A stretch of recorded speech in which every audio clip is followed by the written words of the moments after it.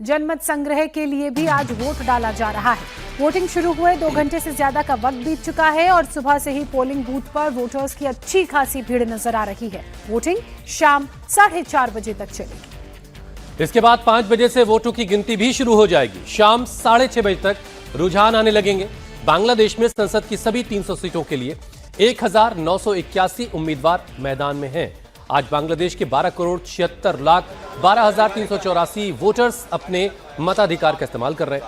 बांग्लादेश की संसद में कुल 350 सीटें हैं, जिनमें से 50 सीटें महिलाओं के लिए आरक्षित हैं, रिजर्व है।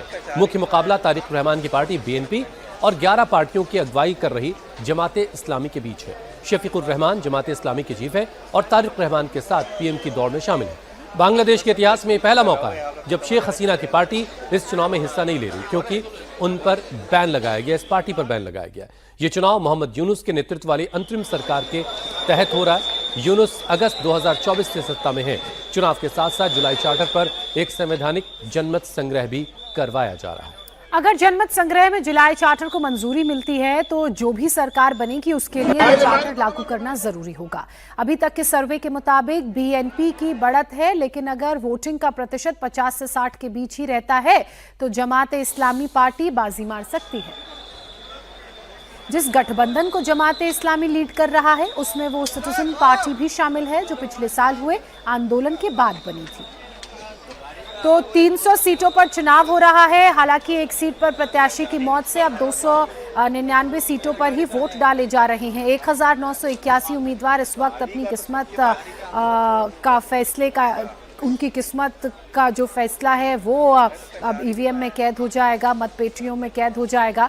12 करोड़ से ज़्यादा वोटर्स अपने मताधिकार का इस्तेमाल करेंगे और ये जो चुनाव है ये बांग्लादेश के लिहाज से बेहद महत्वपूर्ण है, क्योंकि शेख हसीना की पार्टी इस चुनाव में हिस्सा नहीं ले रही है और BNP के जो लीडर्स हैं वो इस बार आपको चुनावी मैदान में पुरजोर तरीके से खड़े नज़र आ रहे हैं। ऐसे में देखना ये होगा कि इन चुनावों में कौन जीतता है, कौन बाजी मारता है। हालांकि एक जुलाई चार्टर का भी लगातार जिक्र हो रहा था। जुलाई चार्टर को लेकर भी वोटिंग हो रही है। हाँ और ना में वोटर्स ने अपना मत देना है और ऐसे में अगर जुलाई चार्टर को हाँ में ज़्यादा वोट पड़ते हैं तो जो भी पार्टी चुनाव जीतेगी उन्हें इनके संशोधनों को लागू करना होगा।